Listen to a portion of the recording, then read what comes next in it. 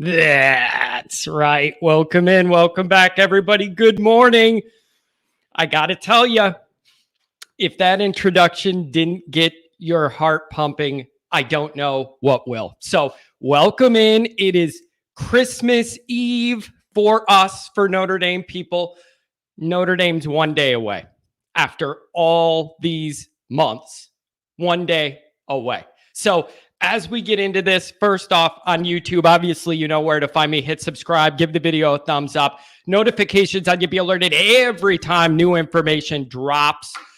Twitter, search bar Always Irish, or at Always Irish Inc. Emails, alwaysirishnd@gmail.com. Audio only anywhere you want me. You can find me audio only. Call in line 312-900-8850. We already have callers on deck. Phone lines are open. Give it a call. I want to know how you guys feel. I just want to know where your nerves are. We got all this. Here's the thing, you guys. Here's the thing. Nobody's giving Notre Dame a chance. Nobody. Nobody's giving Notre Dame a chance. So how do you process that? The spread keeps going up. It just doesn't seem like anybody outside the immediate Notre Dame family is giving Notre Dame a shot at all. And to be honest with you, the longer we've gone in this week and nobody's given Notre Dame a shot, fine. Who cares at this point? It's fine. It almost works for Notre Dame at this point that everybody has them getting blown out at the magic horseshoe and all that. So it's beautiful. Oh, Lou. Good morning, Lou. Started 0-2 and went on to be successful. Lou, I know what Lou wants to do. Lou wants to get John's blood pressure all worked up first thing in the morning. That's what Lou wants to do.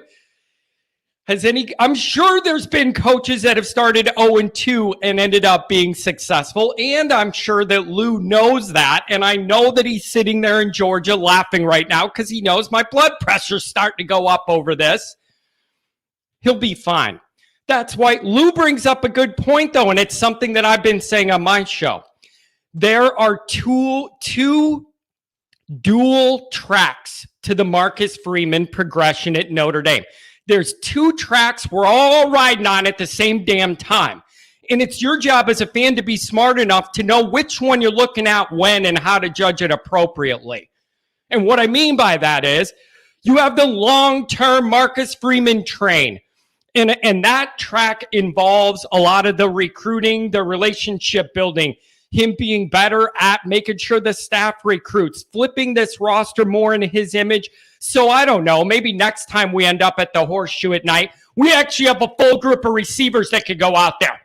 And I know they can play and perform. All right? Things like that are longer term. Flipping that roster, changing it. That's going to take a couple or a few years. In that time period, Marcus can learn how to be a head coach, where you make the mistakes, game day stuff, when to push it, when to pull back, slow down, timeout, all the timeouts, time management, all those sorts of issues. All those sorts of issues. He's gonna figure it out. He's gonna figure it out. Now, the short-term track is totally different. The short-term track is he has the roster he has. That's a Brian Kelly roster. We all know there's flaws. You're going up against the top two team at their place. How can you navigate it?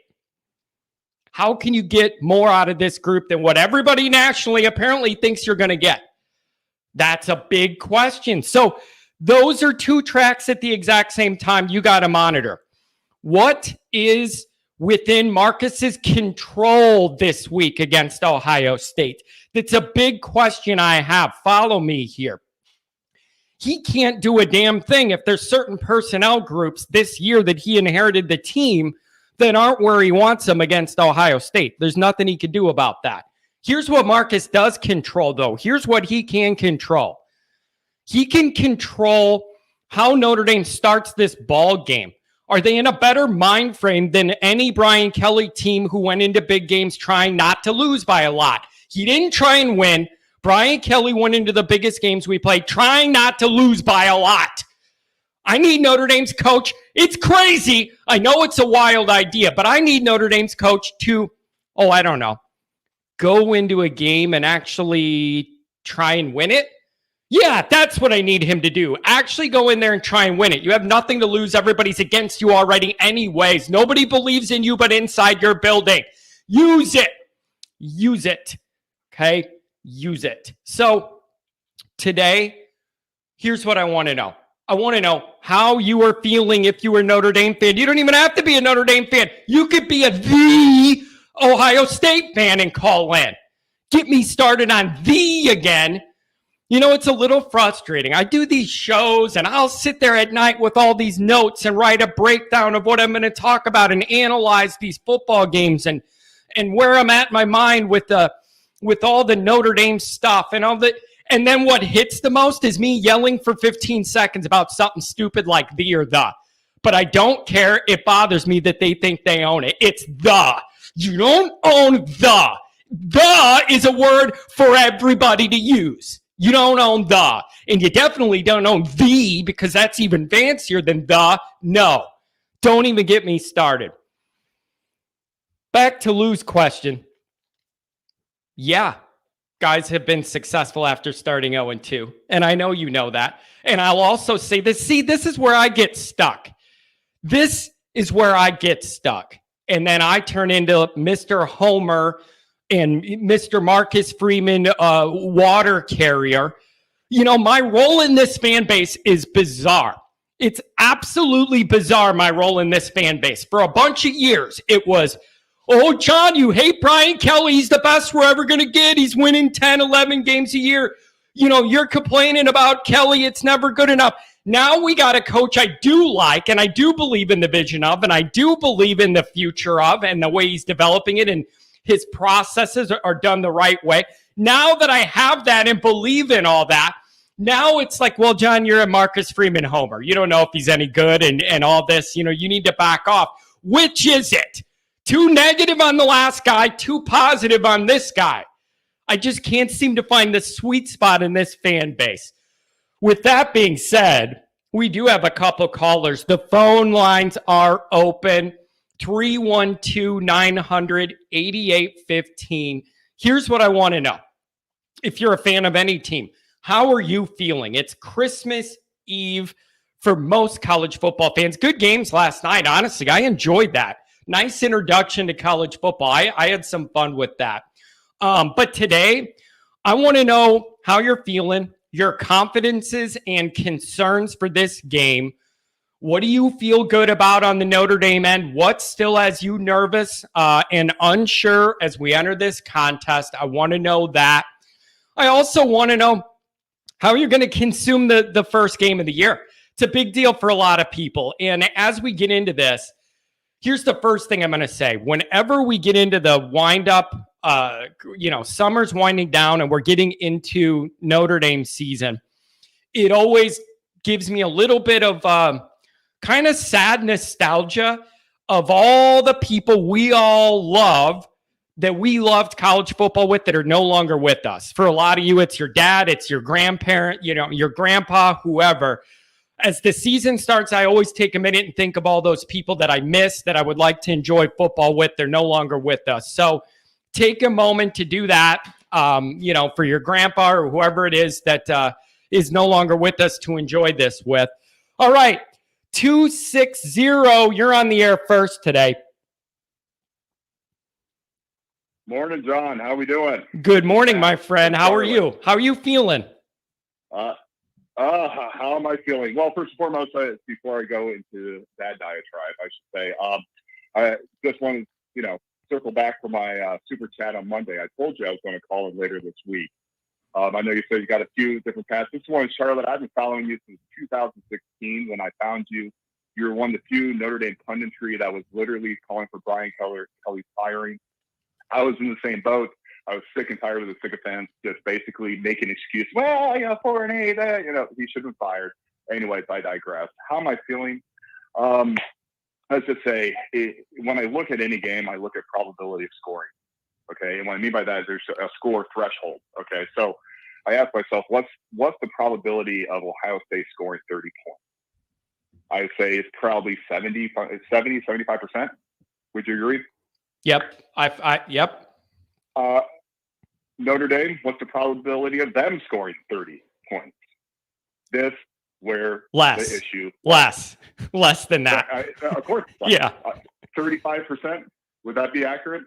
Yeah. And see, I'm following you exactly down the same path. When I'm looking at these confidences and concerns, that's kind of where I'm headed to, where I think the defense can do a decent enough job, but they're still going to give up points to these guys. And that's where the offense has to carry their own weight. And in this environment and everything stacked up against them, how likely is that? That's where I'm getting hung up. Exactly. Because, I mean, this is week one. Week one, the theme of week one is survival. Okay. It's all because you don't know what you have. You think you know what you got, but you've never played against a lot of competition. You can't self-scout. You can't look at film and say, okay, we're weak here. Maybe we can address that weakness by doing this, doing that. Okay, so it's all you might think you know, but of course you don't know. What I think I know of Notre Dame, defense should be good. I would hope that defensive line is going to be the backbone of this team. The linebackers are solid, but unfortunately, I don't see them as athletes. And what I mean by that is they are going to have a difficult time when they go up against the caliber such as yes, I had to go there, the Ohio State University, with their athletes and trying to cover them in space. I'm not saying that they won't be able to tackle, when they're in between those, the tackles on the line. The problem I have is just trying to, in space, when they do these screen passes, when they do these sweeps, when they get outside, can these linebackers cover these running backs? Can they tackle them in space? We're going to find out. I think they're good, but I don't think they're those type of athletes. And then the biggest concern is the secondary, these cornerbacks. I mean, the last time I remember watching Notre Dame, I was just sitting there at the Oklahoma State game, literally calling the play to myself, saying, okay, where's Clarence Lewis at? He's covering 87. The ball is going to 87. Sure enough, the ball goes to 87. So how are these cornerbacks going to play? I'm concerned with Clarence Lewis, Tariq Bracy. Especially you're covering Smith and Jigba, who had 347 yards the last time we saw this individual on the football field. I understand the optimism of Notre Dame, but you've got to understand, Notre Dame fans saying, "Oh, we're going to do that," but how are we going to slow this team down from scoring 35 points or more? That's my mindset. How are we going to slow this team down? I can see it, but they're going to score 30 points plus. It's pretty good. So let's go to the other side of the ball.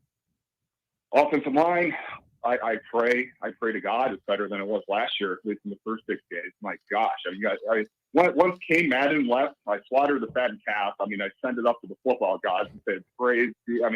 He was terrible. So it should be better, but it's week one. They're not going to be gelling. Especially you got injury. You don't know how Patterson, if he's going to play, how effective he's going to be. You still got two young, now sophomores on the outside tackles. But again, I think they'll be good, pretty solid as the year progresses, but this is week one. Running backs, okay, I'm feeling decent there. I'm not even going to talk about wide receivers. My goodness, you already know that issue. And then tight ends, obviously we got one of the best, if not the best in the land. X Factor, what you have been talking about for how many years now is the quarterback. I don't know. You have to convince me that Tyler Buchner is who we think he is, because the last time I've seen him play not necessarily starting, but a major role was the Virginia Tech game, and that does not instill confidence in me. Everything you just went over is pretty much on my notes. Everything you just went over, though, that exact breakdown of confidences and concerns, it's spot in line with mine. So that gives me a little comfort that I'm seeing things the way other people are seeing things as well. And you just have this mix of unknowns, here's how I'm looking at Buchner. He has a lot of potential. I think he could do some amazing things as the starting quarterback. But until I see that body of work and I know I can rely on it, it has to be in the list of concerns. It has to be until I know what I'm getting, like Stroud or Lawrence at Clemson or somebody like that I just know, until I have that. And then, but this, how this goes. That's where it gets turned as well, John, you don't believe. You don't believe. You're questioning our guy. I'm not questioning it, but I'm not taking one side or the other till I see something. So I'm in the middle. I want him to be good, but I'm not banking on him being good to where I'm going to be shocked tomorrow night if he struggles. No, I'm not putting myself mentally in that box. But we just need to see more. And that's why we're all having this anxiety, because we've been thinking about this for months and months, and now it's a day away. I just don't know what you're going to see when you get it. You know what would be funny? Here's what would be the funniest part of this. What if it turns into an old-fashioned Midwestern defensive ball game? Wouldn't that be hilarious? All this offensive and the scoring of them. What if it turned into some Big Ten defensive game? That would make me laugh. I don't think it's going to happen, but it'd make me laugh. If it actually happens, that would be the best thing for Notre Dame. Yeah, exactly. Because that's it. Exactly. Yeah. It would. Think about all the big games that Notre Dame has actually been in. Okay, it's always been that type of game. And I'm thinking Georgia. When we play Georgia, it's that defensive slugfest, punt after punt after punt. Maybe a big play, maybe get a first down, but it's pretty much 3 and outs. You're hardly moving the ball. That's what. If we're in that type of game, I'm going to be ecstatic. Yeah. I mean, I will be ecstatic because Notre Dame is going to have a great shot of pulling up the upset. For sure. And then here's the other thing too. I have a lot of scar tissue because of my age and viewership of Notre Dame. I always have the Notre Dame secondary getting torched against anybody really good. That's always in my brain as a problem every time we're in one of these games. Maybe that's not fair, but my history with Notre Dame in these moments are that secondary can't hold up. And even though you have a Julian Love or a Kyle Hamilton, those are one guys. I need about 2 of each of those guys at the same time back there to make me feel great about it. And we haven't had that, and we've been burned by it. I do think, I don't know what this year is going to be like back there, but I am confident that area is going to get a lot better the next couple of years with some of the talent coming in. So I hope that part gets better. But let me ask you this. What about some of the unknowns on Ohio State's side? I'm not completely sold on their offensive line until I see it. And so they have some instability too. I'm not acting like this is Alabama where everything's on all cylinders and they're totally good to go. Their offensive line's a question mark. Can that defense under Knowles be perfect week 1? I have questions about that too. So how do you look at the questions from their side? Great question, and this goes back to week 1. I mean, just survive. And if I'm an OSU fan, that's going to be my mindset because I agree. I don't think it's going to be a well-oiled machine right out of the gate. Seldom you see that. I mean, you do have those elite teams that I mean, right from week 1, I mean, they're just freezing it and they're going down the field on top. But agreed. With Ohio State offensive line, who knows? They weren't spectacular last year. They got eaten alive the last game against Michigan in the regular season. But the thing I come back to is they have a Heisman candidate as quarterback who I've seen whiz that football around, up and down the field. I mean, dropping dimes where, yes, I understand they lost, 2 receivers to the NFL, but they still have, the last time I've seen this kid, 347 yards. Who's guarding him? It comes back to it. Not to mention, here comes 5-star athlete after 5-star athlete. They're at that level where they have just created this empire, if you will, where they could just plug in the next 5-star, plug in the next 5-star. Defensive wise, yeah, I think this gives me a little bit more hope for Notre Dame's offense because it's going to be a new scheme. It's this last time we've seen this type of defense was against Oklahoma State, literally.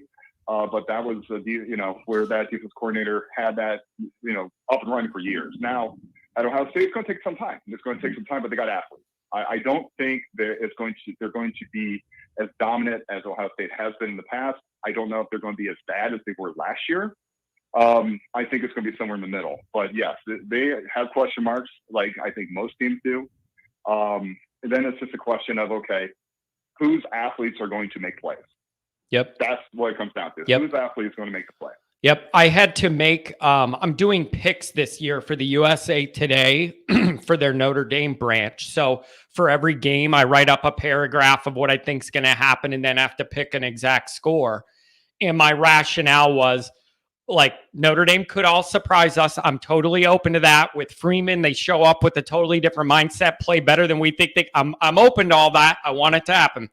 But ultimately, I said it wouldn't surprise me if we get late into the Ohio early fall evening and their athletes make the one or two more big plays that Notre Dame's capable of, difference in the game at home. That it wouldn't surprise me at all if it went that way. Here's the other thing I think about too, and I'm surprised I haven't focused more on this because it was a big Brian Kelly thing too. Notre Dame cannot afford to start slowly in this ball game. I think you're dead. You are absolutely, totally dead.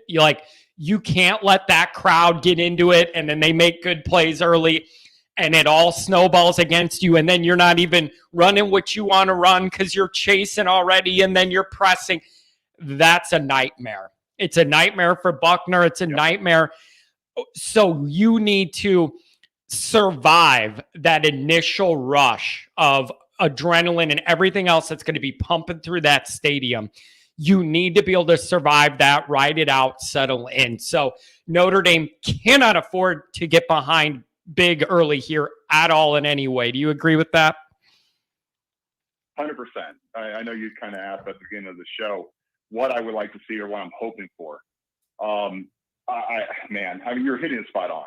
The number one thing, other than a win, obviously, but for me to walk away from this game satisfied would be where I see the narrative of Notre Dame as it currently is constructed crumbling literally right on screen. And what I mean by that is I'm so sick and tired of when that camera shows that face of Brian Kelly with his players standing in a tunnel, ready to come out into the field. You could see in his eyes that he knew that the team was going to lose. Yep. The whole objective was just to cover. And that team behind him knew exactly that is what the mindset was. Yep. He just has to cover. Yep. Save face. Woo-hoo. Yep. And then you know what the play that epitomized, or would have been a play that epitomized Brian Kelly's tenure for me. Last time we met Alabama, late in the fourth quarter, we're losing. It's 4th and 8, and he sends out the punting team. Now, granted, they called timeout. They won for it. They got the first out, but you sent out anyways. So what I want to see is the narrative change. And what I mean by that, I want to see some fire. I want to see some passion. You're going to get a haymaker thrown against you, and it's going to land, and it's going to knock your ass to the canvas. I want to see them pick themselves up. I don't give a damn if it's a standing 8 count. I want to see them smack their gloves together, go back out there, and fire a haymaker themselves. Come right back. I want to hear Chris Fowler and Kurt Herbstreit go something in the lines of, this is a different style, a different feel of Notre Dame. Usually they're holding the 10 in this phase, but I want to hear that narrative change. And I think that is one thing that Freeman can do. That's one thing that he can control. He can't control athletes making play on the field. He can't control that, but he can control how this team is prepared, the mindset that they have. This isn't a damn business trip, okay? Yep. I never understood why you're business trip. Who is going to get fired up for a business trip? Okay, this is war. This is hell. You're going out there, and you have to come with everything you got, especially a team like this. And if you don't, you're going to get blown out, and the narrative continues. So I want to see it change. Yep. No, we are spot on. Like everything you're saying is exactly where I'm at in my mind as well. Exactly. So that's a really good summation, and the exact items that I'm worried about, some that I feel good about. This is a tough spot. And while it's a tough spot because of week 1 and who it's against, it is a pure litmus test. It's about as pure as it's going to get unless you open with Alabama, to be able to figure out exactly where you're at and what you're good at and where you're not good enough yet at. So as I let you, as I let you go here, fantastic call, by the way. How do you think it ultimately plays out? They're talented guys, just make 1 or 2 more plays than us? Yes. I think it's going to be close up until the fourth quarter. I think Ohio State will put it away by double digits, unfortunately. I'm thinking maybe like a 34-24 type of score. But it's just because Notre Dame can't consistently move the ball. And unfortunately, I see a mistake late in the game that just seals it, where maybe that's where Ohio State goes up by 2 scores. So, I think that is John, I wish you nothing but the best, man. Hey, so thank you very much. this was a And really, really, go really on. good call. Call again. Really good call. Right on it. Love it. Always do, man. Take Beautiful. Call again. Thank you. That's a good call. But of course, when he agrees with everything I was thinking, then it makes it easy for me to say it was a good call. Here, CMAC, stop comparing last year to this year. Here's my point. They're connected. Like, I don't know if that's fair to say stop comparing last year to this year because we're going into the first game. So the only body of work I have to guess what tomorrow night's going to look like, the last body of work was what happened last year. The talent on Notre Dame's team against Ohio State is the talent that was on the team last year. Like it's the same guys. So I get why you don't want to compare this year to last year. And a lot of people are starting to not like when I compare Brian Kelly to Marcus Freeman. I don't think that's going to become such a thing 1, 2, 3 years down the road. But for now, it is. For now, it is. Because while Kelly's gone, this roster's overlapped into Freeman. So they're somewhat intimately connected enough until the roster's divergent enough from a Kelly roster that we don't have to talk about it anymore. But it's relevant. Stop comparing last year to this year. But if Notre Dame plays bad on offense tomorrow night and can't throw the ball at all, I'm going to hear, oh, Freeman is bad and all this stuff. No. That's a Brian Kelly problem. Because that's where I have the frustration. It's going to be like, oh, look at this big game. Marcus Freeman can't get it done. And I could say, well, no wide receivers could get open against their talent. Like if that happened. That's not Freeman's problem. That is an issue from before. So it is fair to have some overlap. What I'm not going to do is sit here 3 years from now and blame Kelly for stuff. That's freaking ridiculous. I'm not going to do that 2, 3, 4 years. No, I'm never going to do that. But now it's relevant because this roster's a Kelly roster. And there's some problems with it. There's a lot of good things too. But there's some problems with it. And those need to be dealt with. And they need to be at least put out for people to see. Who do we got? 818, you're on the line. John, it's Rodney from South Bend with the 818 area code. How you doing, buddy? Man, you're throwing me off being in South Bend with that. Isn't that California?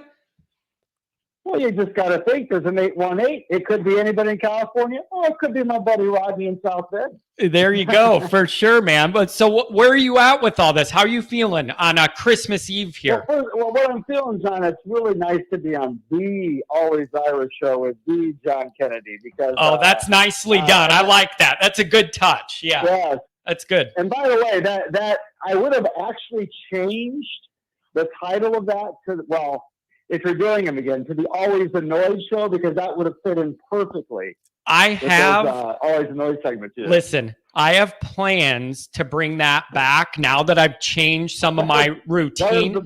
Yeah, I have. But now let me tell you though, I stopped doing Always Annoyed segments right when COVID and the pandemic really hit hard.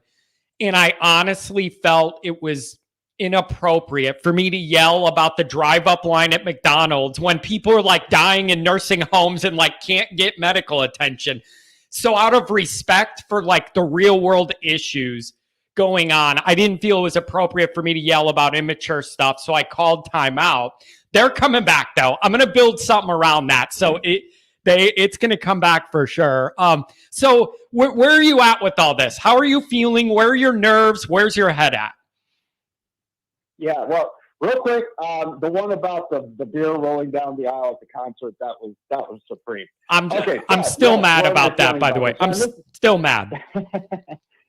This is the one that this is how I feel. I honestly think I was watching the Shipkowski show there the other day too, the 20-minute segment you had on with him, and I'm feeling right where you guys are. Listen, let me say a few things. First of all, just to get and look, I'm not here to defend Brian Kelly per se by any means, but I did want to come up with 5 games that were unlike all the others where he played big games. Obviously, the Michigan game. in 2018. The Oklahoma game in 2012. 12. Yep. Okay. And the 2 Georgia games. Both, and that's where I was going to come back with this. And of course, the Clemson game that we won. But yeah, the 2 Georgia games are the key to me. I think this is a lot of what's writing in this game is very similar to when Notre Dame went into Georgia in 2000. Help me out here, John. That was 2018, right? Or no, 2017. Yeah, I think it was 2019. Yeah, was it? Yeah, 17. And that was the one where Ian Book had a chance to win or a chance to tie the game at the end or possibly win with a 2-point conversion or something like that, and they stalled. That's where I see this game going. John, my score is 27-21 Ohio State. I think Notre Dame's going to have the ball on the last drive of the game and not complete a fourth down. But I don't know why I'm coming up with that, but I just feel that's going to happen. See, but okay, so this is interesting to me. So you have an inclination to feel like Notre Dame's defense is going to be able to hold them under 30. I think no matter what. Because I think they're one of the better defenses in the country. I really do. And I think Ohio State, what always happens at the beginning of the year, generally defenses come out better than offenses at the very beginning. Yep. I do think Ohio State's going to pick up steam as the year progresses. As I do think Notre Dame will probably. But I think the Notre Dame defense is very underrated, and I think the offensive line is going to control the game enough to keep that score. Like you were saying, I don't know if it's going to be a defensive struggle like a 17-14 game or anything like that. But I do see this being a surprise. And the other thing, too, John, have you always noticed when teams like Notre Dame, they're number 5 in the country, Ohio State's number 2, it's all Notre Dame that has these big point spreads where they're the underdog in those scenarios. Whenever I look at other games against top 5 teams, top 10 teams, they never seem to have the same point spread, the extreme point spread differences. And I think that comes back to some of the Notre Dame hatred out there that still exists. I mean, don't you feel like if it was any other team ranked 5th, that this would probably be a 9 to 10 point spread as opposed to 17.5? Yeah, I wonder. I just think you have a snowball effect of a lot of different things. Notre Dame's big game history is in people's minds, just like it is mine. So it's in people's minds. That's number 1. People think a lot of Ohio State. I think that's number 2. The big game Brian Kelly stuff's still in people's heads. So I think that all adds up. Yeah. Notre Dame's new quarterback, new coach. I just think all those factors are adding up to where that point spread's at where it's at. There's nothing you can do about it except for use it. Use it. Marcus Freeman, I feel like, is creative enough that he can use that in a way Kelly would have never thought of to even try. Well, John, here's another way of looking at it, too, and I agree with you, and that's why I think it's going to be a lot closer than people think, because they have literally nothing to lose. Everybody's calling for this being a blowout. It's freeing. We're talking about how does that affect when we're talking about how does that affect Notre Dame's psyche? How does that affect Ohio State's psyche? Ohio State does not come out of the gate in recent years, even going back to Urban Meyer. Generally, out of the gate, they don't come out dynamite. It's as the season goes on, they get really good. Mm-hmm. Okay, that is why I think this game's going to be closer than people think. I think Ohio State's going to make some mistakes. I think they're going to be out there they're probably with their egos. I'm not saying as the game goes on, it won't even out. But at least initially, I wouldn't be a bit surprised if Ohio State comes out a little egotistical, full of themselves, believing all the hype. Also, this is going to be a really, really significant year to find out how good of a coach is Ryan Day. It's generally in that 3rd season or so when they take over from a legend that you see some of the chinks in their armor. Yep. If indeed he isn't as great as what as what Urban Meyer was. And so you know what? That's interesting to me. But that's a really good point. I don't know if you saw, I think it was Tuesday, I did a show with an Ohio State YouTuber. That was great, by the way. Yeah, that guy, I love that guy. He was great. He was really good, and he was really fair. He wasn't like an Ohio State guy totally crapping on Notre Dame. Fair. Like he was totally fair. And I really appreciated that. He was very, very fair. He brought up exactly what you're saying, where it's like, I believe this would be Day's 4th year. And he was even saying This is the kind of game where once you're 4 years down the road and you have these established pieces with the quarterback and the skill talent, and you're at home, he even said, if you can't win this one, you're going to have Ohio State people starting to question Ryan Day's chops because they're far enough down the elite road. They should expect, I think, to be able to pull this off at home. Not saying it's easy, but if I'm an Ohio State person, I am expecting them to win this no matter what it looks like, just because they're further down the road of eliteness. And I think that's fair, but it doesn't need to happen. Notre Dame can mess up their plans. They can. I don't think it's the most likely outcome, but they can. Yeah, no, I agree with you. So, John, I'm going to get off the phone here. I'm going to try to call in tomorrow. If not, I'll get to listen to the show. But one last question for you. I'm actually moving down to Indianapolis in a few weeks, but I literally held back 1 week because I want to be there. You're going to be in there for the Cal home game, right? Yep, the Cal and Stanford and Clemson. Awesome. Well, I'm going to be here at the tailgate for the Cal game, so I'll be looking you up. I'll text you, and we'll figure something out. Because I definitely want to meet you this time. Beautiful. That'll be fine. I have no plans that day other than probably the Players Club tailgate. And if you want to come to that, let me know. And I have extra passes. I can reserve you one, and free beer and food. Come on in. That would be wonderful, John. I'll text you ahead of time so we don't get messed up with the internet stuff or, the Wi-Fi or whatever on campus. So have a great one, my friend. Beautiful. Go Irish. And hey, hopefully it's a major upset. That's what I'm talking about. Upset. Thanks for the call, man. Have a good day. You got it. Take care. Take care. Throwing me off with that California phone number, and he ends up in South Bend. Brian Gillum, what's up, John? Season ticket holder from Vermont. Found you on YouTube. Good stuff. He loves Irish fans just as crazy as him. Well, you're in the right spot, my friend. Michigan set us the template. Run, baby, run. You're absolutely right. And it wasn't that long ago. End of last year, Michigan. And I hate giving Michigan credit for anything, but they did provide you the template. They out-physicaled them. Michigan won on both sides of the ball up front, dictated the tone and the physicality and the pacing of that game to where Ohio State couldn't do what they're best at, and it totally threw them off. So they definitely set that tone, set that template, but can you do it? Can you pull it off? That's a totally different question. What do we have here? Tyler Buckney will be Johnny Manziel-esque tomorrow night. Throw and run like hell. Listen, it's a good point because I just think that Buckner's going to have to run a lot to win this game. And I don't love it because you risk him cracking his skull in half or tweaking something week one. If this is Cal or Marshall week one, you don't have that worry about Buckner. You don't need him to carry the ball and make a bunch of plays with his legs if you're playing Cal or Marshall. You should be able to hand it off and let those guys take care of it. You don't have that luxury here.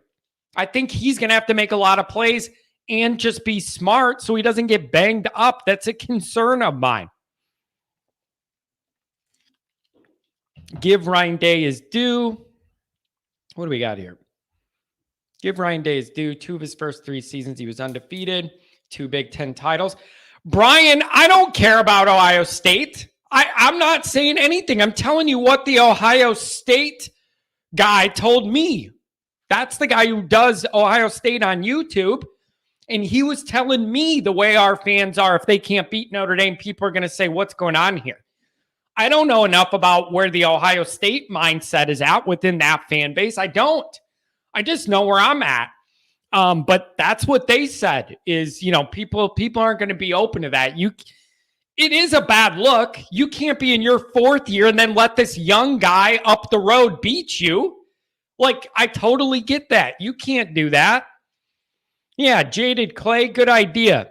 Hit the like button. It helps in the algorithm. It's wild how YouTube works, but the algorithm is magic. Let's go back to the phones. 361, you were on the air. Good morning. What's up, John? It's the Professionally, 5'0", 100 nothing. I finally get to talk to you, man. How are you? Oh, beautiful. Thanks for calling. I know you said you were going to. You didn't know if you'd be able to. Thanks for calling in. So how are you processing all this? Where are you at in your mind and heart on this? Well, real quick, like one of your callers, it's easy phone call when you have a lot of stuff to agree on. And me and you over the years have agreed. You were one of the reasons, I think I've told you this via text, why I started a podcast. Like similar thoughts, maybe a little bit different angle, but you were one of my motivators to get me to do my own thing. But so where I'm at is some of the things you're just talking about. Buckner running. Okay, I don't want to rehash some of the things you've already discussed in the last 30 minutes, but Ohio State's defense, as we experienced, as good as Knowles may or may not be, as good as Freeman was and is, there was a learning adjustment and a learning curve, which is why we struggle with Florida State, which is why we had issues with Toledo. It doesn't just snap your fingers and it happens. I think that plays into Notre Dame's hands very well, especially when you have a mobile quarterback, because that's one thing that you can't really prepare for, because 9 times out of 10 it's not a design play and you rely on assignment football. If the Ohio State defense, who wasn't good last year, is trying to learn this new defense, I feel like missed assignments, like keying on the quarterback, could be an issue, and we can get some very valuable yards simply with Buckner's legs without any grand play design. Then once that becomes something and they have to key on it and we take advantage of it, next thing you know, now we got open areas behind the defense. And I think it all is going to circle back to Buckner being able to run successfully and causing Ohio State to adjust on the fly, which they might not be ready to do. And then we take advantage of that. And I'm getting more and more confident that Notre Dame might actually win this game. I still got Notre Dame losing 38-30, but I do think it's going to be a close game throughout, and we're going to be on the edge of our seat and probably more heartbroken than we want to be. But we should be used to that, right? Exactly. Like that's just kind of the way it goes. You know what though? Something's got to change it at some point. Like you got to win one of these games, and it kind of changes the narrative. So I don't know if it's going to be, a better matchup of where Freeman is with all this is Notre Dame, Ohio State next year. I think that's a better indicator of where this is all at when he's more established and then some of his recruits are in there and he's not a brand new head coach. I think that is a more intriguing matchup than week 1, year 1, when I don't know what I'm going to get. So if you had to pick one thing you're most confident in and one concern, what would be your items? You might laugh at this. The one thing I'm most confident in, and I can say with certainty, Marcus Freeman will have them more motivated and more hyped than Brian Kelly could ever dream of. Coming out of the tunnel, they're going to be ready to go before the ball is ever kicked. Why would I laugh at that? I agree with that 100%. And that's one of the things I'm most looking forward to tomorrow. And it's one of the things I think Marcus can control, where roster situations he really can't. This is an area I think he can institute change week 1, year 1, game 1. I'm not laughing at that. It's a big deal to me that they look like they're more ready to play and not ready to lose before the ball's kicked off. No, I agree. The only reason I say you might laugh is only because what does that mean for the play on the field? It's not, oh, hey, I'm confident that our defensive line is going to handle their offensive line. Well, that's something you can, put value on. I just don't know what the motivational and hyped up that Freeman's going to provide. What does it mean? But I'm with you. It is refreshing. It is good to see. I said it on my show. You watch Brian Kelly, and I don't care about Marshall and Cal and whoever, but when you're playing Alabama in the Rose Bowl, when you're playing Clemson in the Cotton Bowl, Brian Kelly, he looks like he's about to walk in the grocery store and shop for groceries as opposed to playing in a college football playoff game. Like where's your excitement? Because I played sports my whole life. You feed off your leader, your head coach. You feed off of what they're doing. When he's out there for a business trip and looks like he's ready to shop for groceries, it's just not there. So yes, you're right. It does matter. I just don't know how to quantify Yeah. what the motivation means. Yep. I mean, Nope. Yep. That makes perfect sense because I can't quantify how many points that energy equals, right? Or off the board defensively, but it's more of a vibe, and it ends up being a big part of success or not, but you can't measure it, and that's a very, very difficult thing to do. I'm not laughing at your motivational angle at all. It's a big deal to me, and I got to see that change right away. And I don't see how it can't. Yeah. With the veteran leadership on this team and Freeman empowering them, I just think they're going to come in there ready to go. Now, I don't know if that means they're going to compete and win, but I think they're going to be ready to go. So that's already an upgrade in my opinion. Yeah, and to the second part of your question, what am I most concerned about? And it's just too obvious. It's the secondary as a whole versus a phrase a buddy of mine likes to use versus these frisbee catching dogs. Yep. I don't know.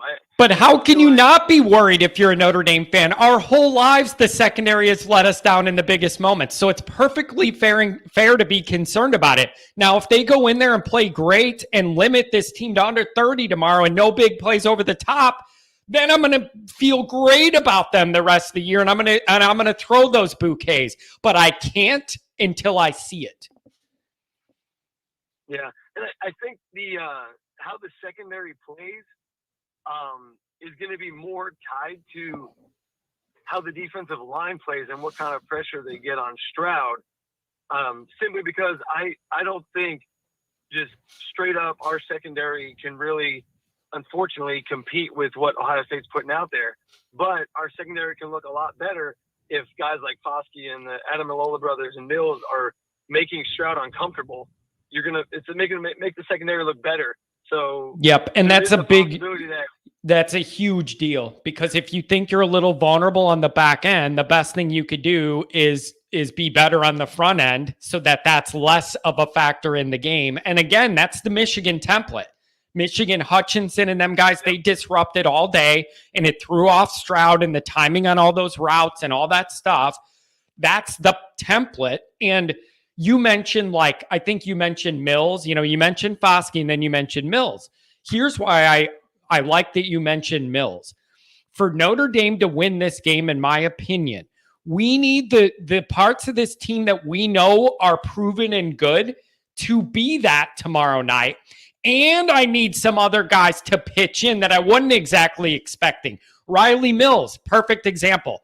A lot of potential, a lot of talk and smoke in the camp.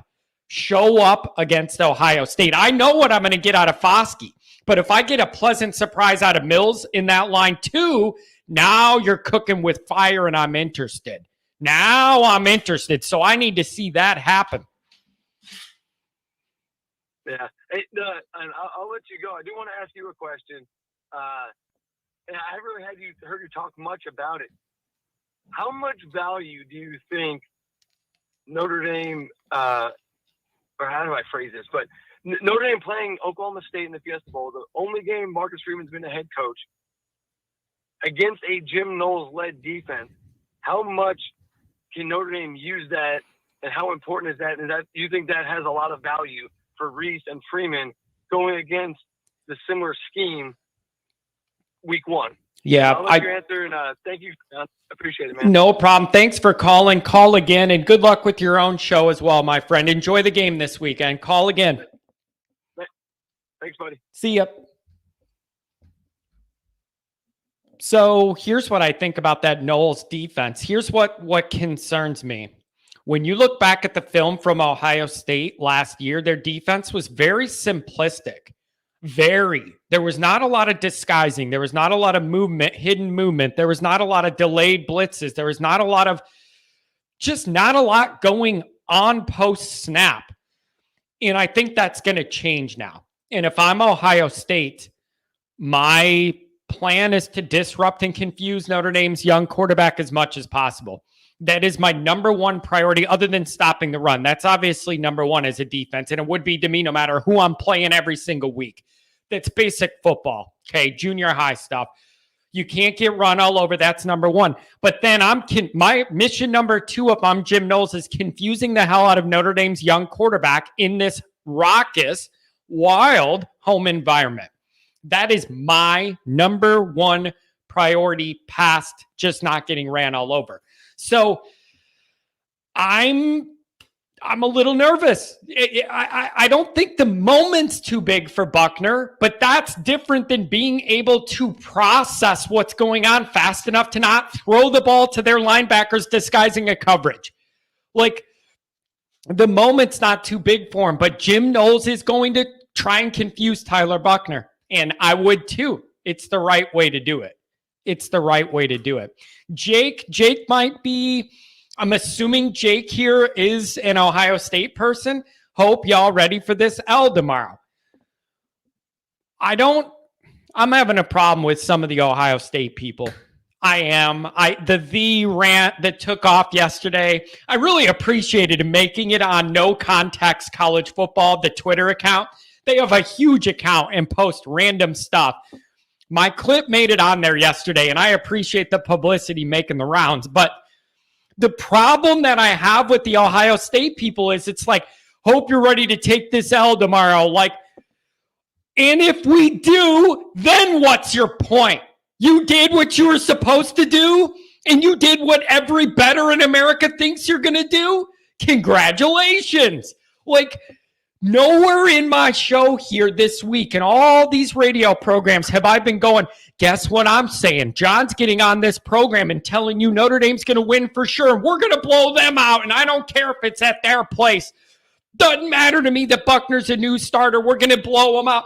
Do you see John saying that? No, you don't. No, you don't. So I don't get what the Ohio State people are getting out of being like, just wait for what's coming. If it happens the way everybody says it's going to happen, what's there to brag about at that point? Honestly, then you did what you were supposed to do. If this was a 2-point spread or a 3-point spread, then it's different. Because then everybody's looking at it as a pretty evenly matched game, and then you're going to have kind of equal crap talking back and forth of who's going to dominate who. But when you're in this dynamic with this spread and all of this, who cares?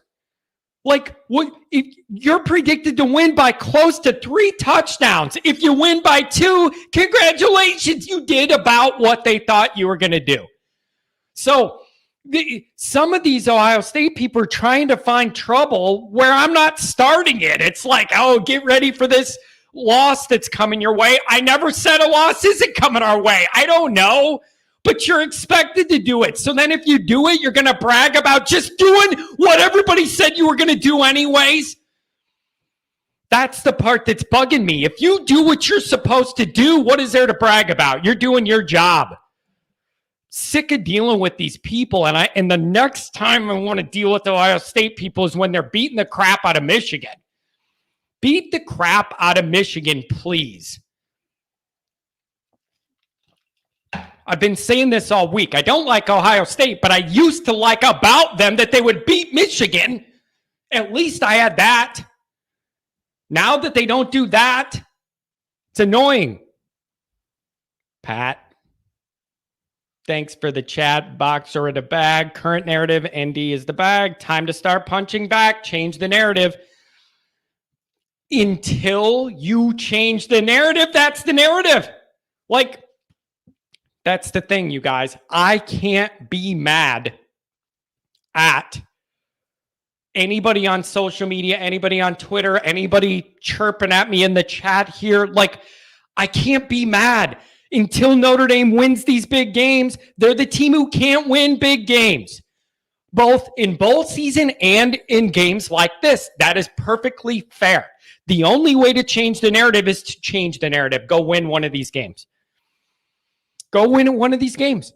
The last one you won on the road of close to this magnitude was at Oklahoma in 2012. That's a long time. That's 10 damn years.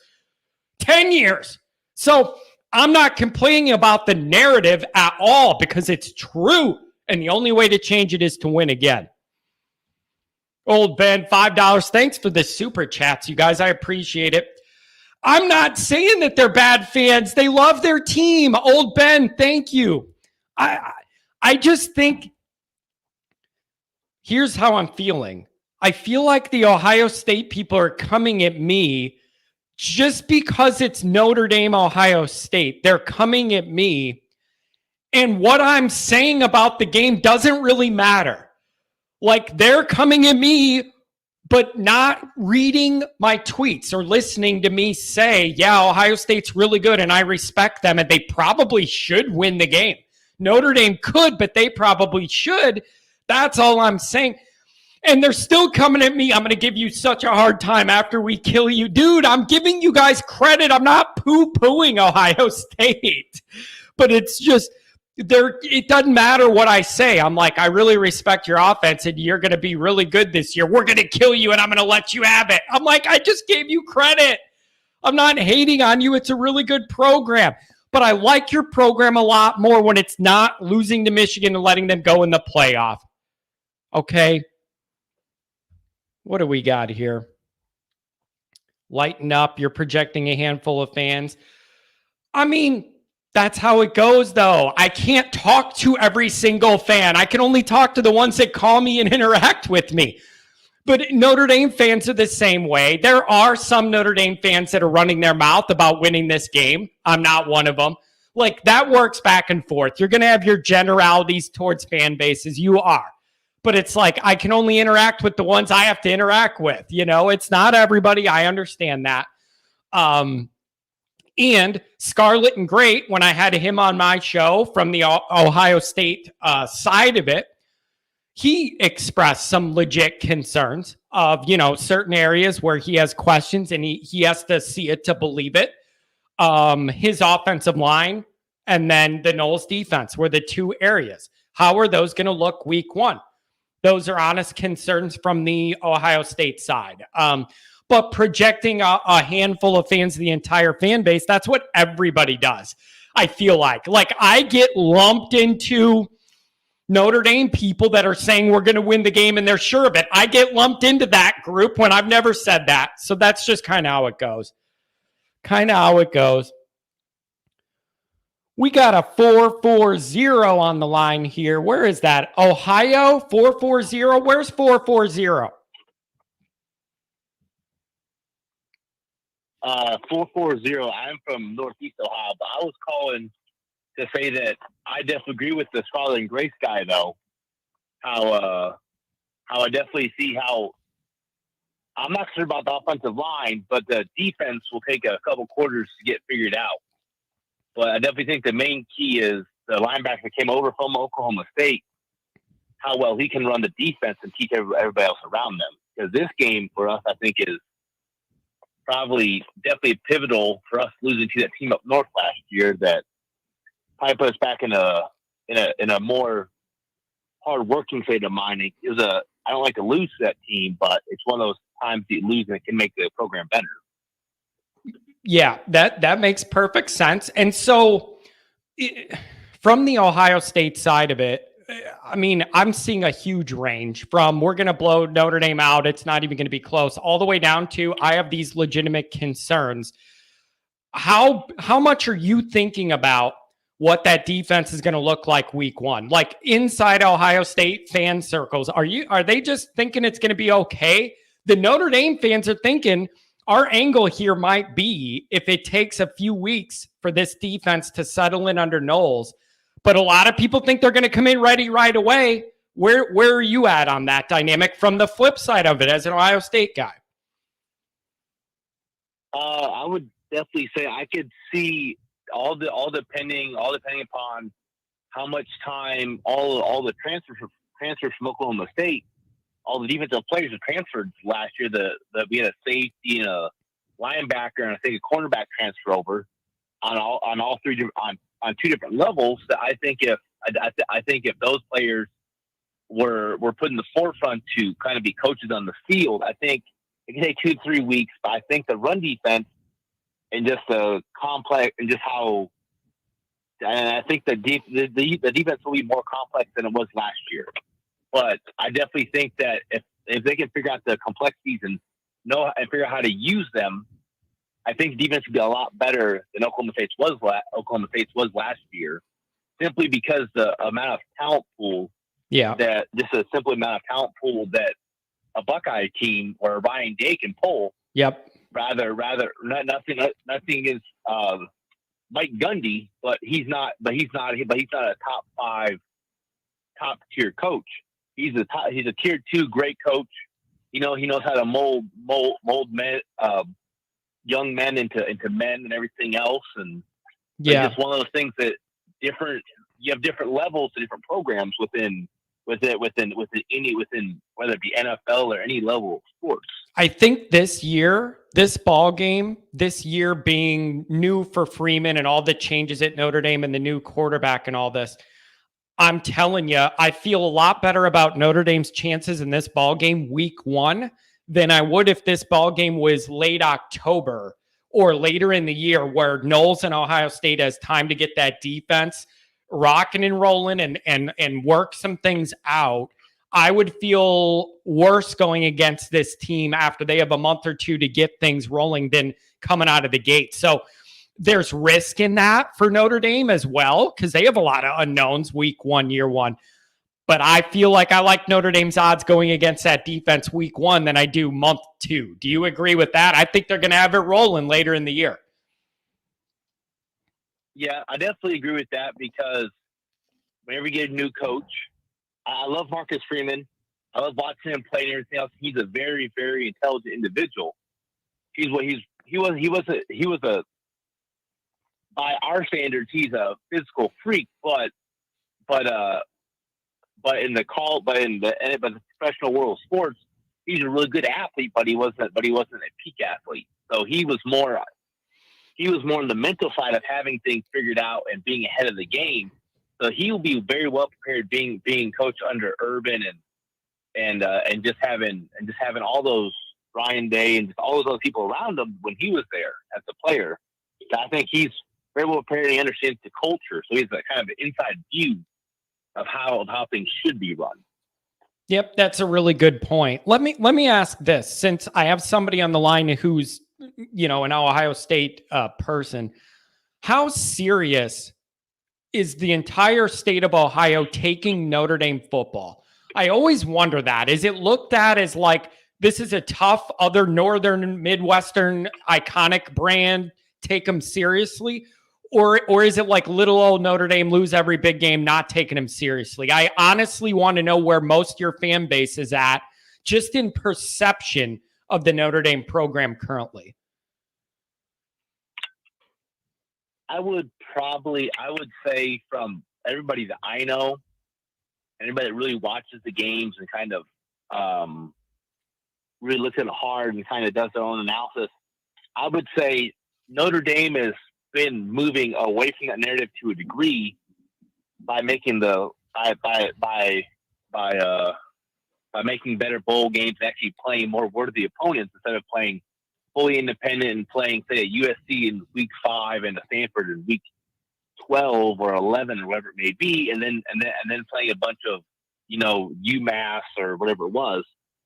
I would definitely say, from my point of view, from watching, I would say Notre Dame has been more serious about beefing up their schedule and taking those chances of taking a loss when they could have scheduled a cupcake instead. Mm-hmm. But they're scheduling a good team, and I think I see the program moving forward and being more of a threat than it would, say, 7 years ago. For sure. And then let me ask this, and this is obviously intimately tied to that point. Thoughts on Marcus Freeman? Marcus is one of your guys, and now he's kind of risen through the ranks, under 40, and gets the Notre Dame job. Is there a sense of pride that one of our guys have done this, or is it like, yeah, congratulations, but also you're at Notre Dame, screw you now? Where are you at on Freeman himself? I would definitely say I still respect Freeman, and it's the same way with Luke Fickell. How Luke Fickell, how he's an intern for a year, and then how the team up north beat us, but it's kind of interim year. So we all kind of knew that with Luke Fickell, we all knew the Luke Fickell year that beat us. It doesn't really count. The streak isn't really broken. He's an interim head coach because Kessel obviously can't coach because of the tattoo gate and everything else going on. But it's just one of those things that it's just like I love the fact that I see Freeman and other and other players from the Ohio State getting coaching jobs and using those connections to be able to rise to the ranks in that. Because to be able to be a coach at Ohio State is a very hard sponsor. Is very hard spot to get into. So our wide receivers coach, Ryan Hartline, he just is right time, right place. He took on the role as an assistant, and the rest of the nation sees all the studs that he's able to. Man, that guy's such a good recruiter. He's such a good recruiter. Like he's fantastic. He is a terrific recruiter, and I'm jealous. And I actually remember hearing Marcus Freeman reached out to him when he first got the head job and tried to pull him away. And I don't know if he couldn't come up with the money or Hartline likes it where he is, and who wouldn't? Look what he's got going. But I respect the hell out of Hartline. He's doing a great job. Yeah, I definitely see I would love to see the defense buckle down and just start laying wood as early as possible and just bring back the silver bullet. Have the defense be back to being silver bullets again. And just laying wood and just putting fear into people week one, because if we can do it against a top 5 program, because for us, you guys' weapons aren't a humongous concern. Like you obviously you have to have stud tight ends every single year. Yep. Or every 2 years. Yep. I agree. By the way, you guys have stud I tight agree ends. with your assessment. Yeah. I agree with your assessment of the skill threats. Because if our defensive line, we've restocked defensively the last couple of years. Between we had the run of the Bosa brothers and everybody else and Chase Young, and then the talent kind of siphoned off a little bit, because that's what happens. You have recruiting cycles. You have offense recruiting cycles and defensive recruiting cycles. One year you get a bunch of studs on defense, and the next you get a bunch on offense. It siphons and it switches. That's just the nature of football and recruiting.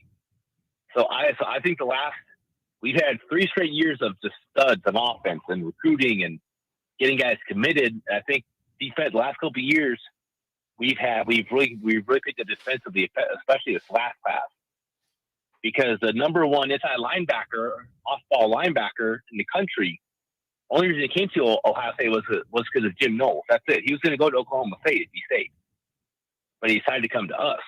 So I see the next couple of years really getting reloaded at tackle, end, and in the secondary and linebacker. Well, it's going to be interesting. We're going to see week one where all these position groups and all these matchups fall. It's going to be a really good litmus test for both. I really appreciate you calling and giving us some perspective on the Ohio State angle of it. And good luck, and hopefully everybody stays safe on both clubs tomorrow night. Thanks for the call. I really appreciate it. I mean, but you have to remember one thing. Nobody can wear blue on Saturdays for the next X amount of weeks until season's over. There you go, man. Hey, we're enemies tomorrow, but I'm on your side when it comes to that Michigan game. Can't stand them. So get that back on track for me, please. Can we agree on that? Oh, yeah. There you go. Yes, I can definitely agree, because take care of them. Take care of that. I need you to take care of that. I need you to take care of that, okay? I'll do what I can from Missouri. I'll try to call Ryan Day first. Thank you. Please. I need that loss in the books for them. Take care, my friend. Enjoy the game.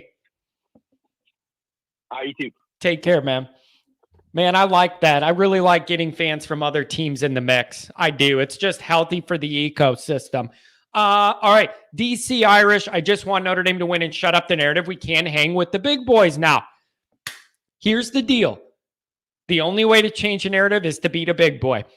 The only way to go from the top of being very good into elite, beat a big boy. The only way to be taken serious in the playoff, beat a big boy. You just got to beat a big boy. You just do. You don't have any options. Beat a good team. Sorry about that. Had to let it out. ND will be lucky to go 9-3. I mean, not lucky, but they could go 9-3. What's your point, Omega? Okay, they could go 9-3 in a year where Freeman has to deal with all of Kelly's ineffective roster management. Like, if that's the worst case scenario and Freeman needs a year to flip this, I'm not going to like it, but I could live with it. I'm not going to like it. Oh, John, see, this is how it goes with me. Oh, John's saying 9-3 is okay now. John's never going to say 9-3 is okay. But Brian Kelly going 9-3 in year 13 is different than Marcus Freeman going 9-3 in year 1 when he has to flip a bunch of areas of the roster that are not elite because of Brian Kelly. Those are different. But the number's the same. 9-3 is the same. 9-3 is 9-3 is 9-3. But I'm sorry, behind the scenes, it's different if Kelly goes 9-3 after 12 years on the job than if Freeman does a year 1. I'm sorry. That's how I see it. Now, if they go in there and beat this team tomorrow night, then I'm starting to have a different discussion, because then that shows me that the Kelly roster's better than I thought it actually was. And then it shows that this whole Freeman time frame to elite is ahead of schedule more than I thought. And it just proves that the depth issues that I see Notre Dame having are not as real as I worried they are. So I'm fine with that. I don't know if it's realistic. There's so many questions. I got questions. I need answers. 336. You're on the air. Where is that? Is that the Carolinas? 336. Where is that?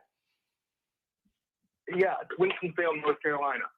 Beautiful. I got a bunch of area codes in my head from my old work jobs. I can see some of them and know the region and guess them. It's kind of fun. So where are you at with all this? What are you thinking and feeling going into the Christmas Eve of the season here?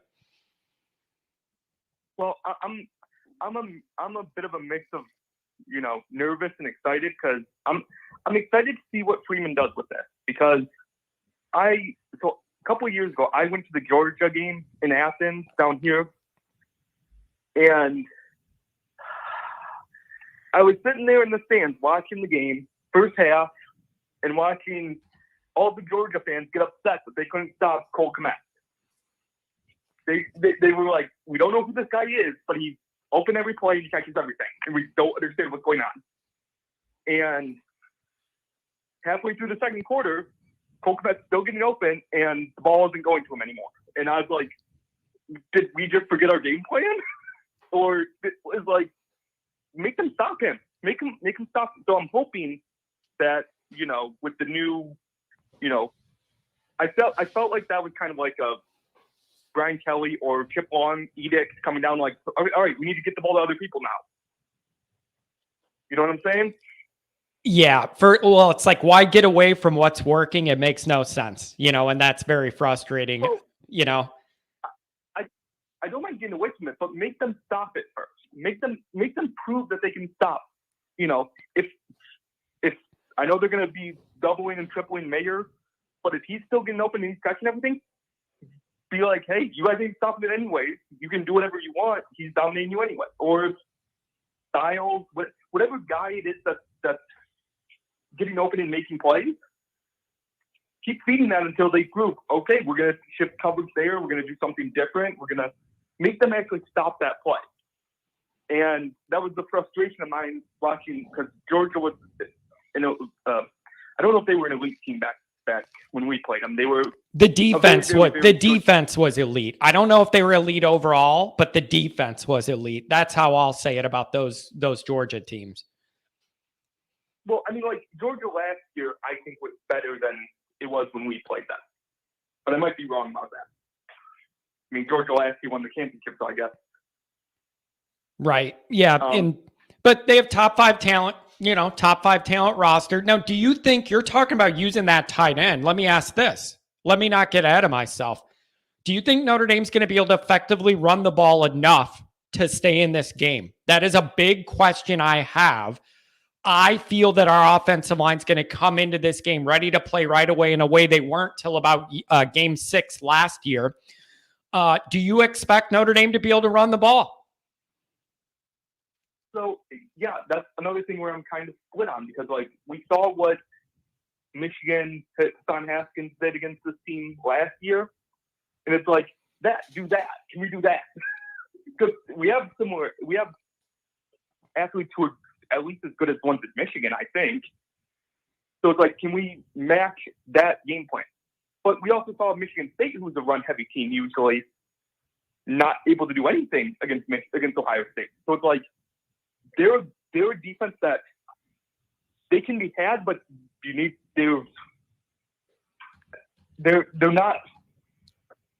There's not like a consistent thing that they do wrong where you can get them. Right. Yeah. That makes sense. I'm a little like I keep thinking like, you know, Esme is a big bowling ball type of back, and he should be able to run through some of these tackles. And you know, on the offensive line, you know, I know Alt and Fisher are young, but they're also like phenoms, right? And I mean, if Patterson doesn't play, I think Christophic slides into that spot, and he started half of the season last year at left guard. So it's not like we're losing.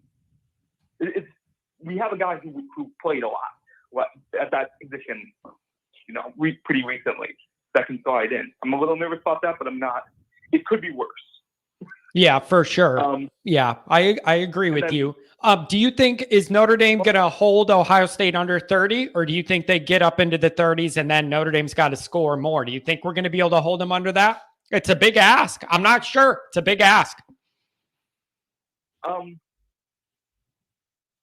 Well, and if it gets, and the other question is, if it gets over 30, can Notre Dame's new offense score enough? Like that's the issue here, is those things are connected.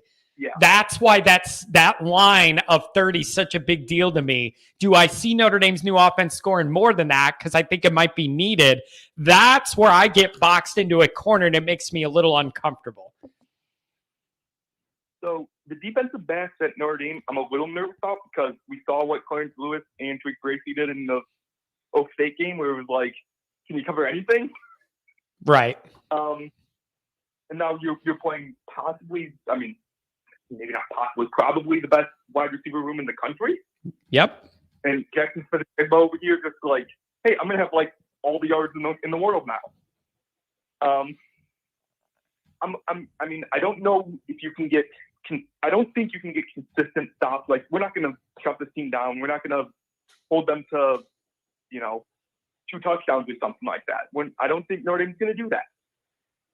I think it's more likely you got to get your stops where you can. I mean, I think the key will be if you can make it. You know, if your defensive line can make it, if Notre Dame's defensive line can make it one-dimensional, where the running game isn't doing as much, and you can try to shut down Tavion Henderson with just the line. If they can do that, maybe you can fade back into coverage a little bit and still feel kind of safe. But that's tough, because this Ohio State team has so much talent that I don't know if any of the things I'm thinking are even doable. Yeah, and that's why week 1. That's why we're in this position, because it's week 1. If this game was week 4, you would have 3 weeks of body of work to go, all right, it looks like our secondary is better than we thought, or worse than we thought, or the wide receiver group, even though it's shallow, we could get more production out of it than we were counting on. Like, we may know all those if this was game 3 or 4, but the fact that it's game 1, you just don't know. And everybody who loves college football is tuning in tomorrow night out of genuine interest of what both these teams are going to look like. It's week 1. You don't know, and everybody's going to show up and find out. So how do you think this ultimately plays out? If I forced you to bet a large chunk of money on it, where would you go with it? As far as score, you mean? Yeah, Notre Dame pull it off? Did they cover the spread but lose? Like, where are you at if you had to pick? I mean, I honestly have it at like, and this is me being hopeful that our defense can get this many stops. 31-24 Ohio State is my kind of thought, and I'm hoping we can do. I'm hoping we can be just that close enough where it's like we can find one play to get over the egg. Yeah, But that makes that's not gonna perfect. be 31. That makes perfect sense. And then I asked about, sure enough, I asked about that 30-point defensive mark, and then you give me a score with them with 31. So that's right on the borderline, but that's kind of where I'm thinking Notre Dame has to keep them to be in the range that I think I trust Notre Dame's new offense to be able to score enough to keep up. Is that 28-ish, 31-ish type area. Like, that's just my feel. I will say I do love the confidence of like all the quotes I'm hearing from the defensive linemen where they're like, we're you know. Yep, Adamiola said that, and he said, we think we're some badass guys, and we're ready to go, baby, and it gets me fired up. I love to hear it, love to see it. That was beautiful. Yeah, I'm like, all right, now you said it. You put those words out into the atmosphere. Yep. Now, can you go out there and back it up and show Ohio State that you guys are a bunch of bad guys. Show them. Yep, but I respect that they're putting their pride out there a little bit. It doesn't come off like Kelly teams where they're scared to say we think we can play good in a ball game. It's a totally different mindset. It comes off totally different. Do the defensive line? Do what the Notre Dame team did a couple of years ago against Michigan at home when everyone was talking about Michigan's defensive line and Kareem and Okwara had a coming out party. Yeah, like they, there are guys on the line that can make some noise themselves. Not, I know Ohio State is up here talking about how good their players are, and they should.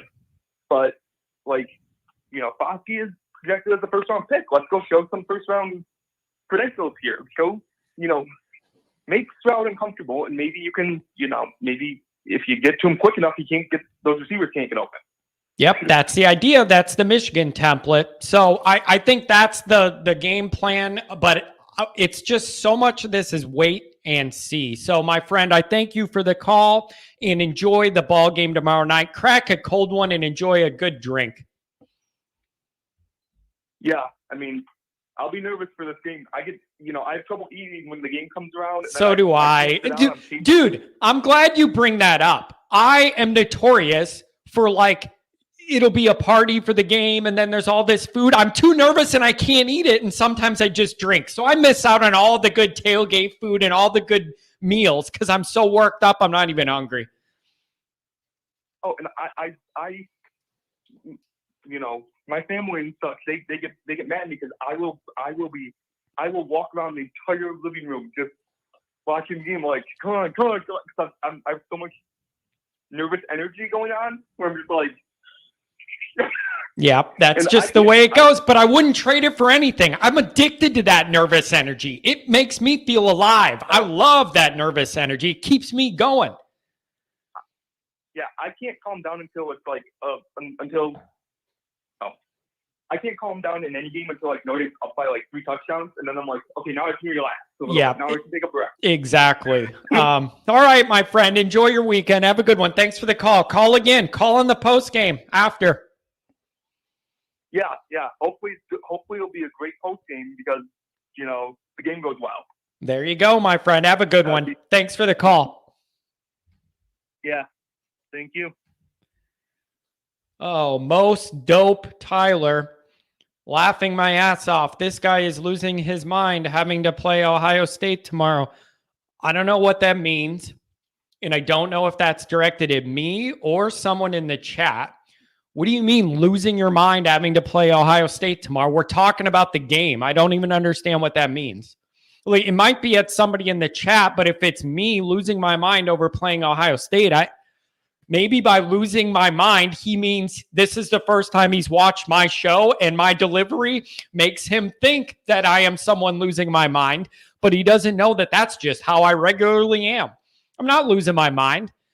And again, it's I'm really having a struggle with this. How much credit do I have to give Ohio State and say that they're good before the Ohio State people just shut up about it? I don't get it. They come at me as if I'm saying Ohio State's not good and they're a joke and Notre Dame's going to kill them. That's not what I'm saying. But it's like, oh man, get ready. This is coming. Like, I'm not saying anything bad about Notre Dame. This guy's losing his mind. I'm just talking about the game. If that's losing your mind, then sure. 812, we're going to you. What up, John? How's your mom and them? What's up? How are you doing, my friend? Man, I'm doing good. How exciting is this? How do you feel? Where are your nerves at? Where's your mind at? Tell me. Dude, no nerves. No nerves. You're looking at this all wrong. You need your glass half full, not half empty, my friend. Ooh, explain this to me. Go down this path. Bring me down this path with you. I'm following you. Bring me there. Bring me there. Lead me there. We have a coach that cares. And he brought in people, like-minded people who care. We have a coach stood at the podium and said, we're not going to change. Right? Yep. When was the last time you felt confident in the coaching staff? A long time, because I didn't believe in Brian Kelly, and I gave him a lot of years to change my mind.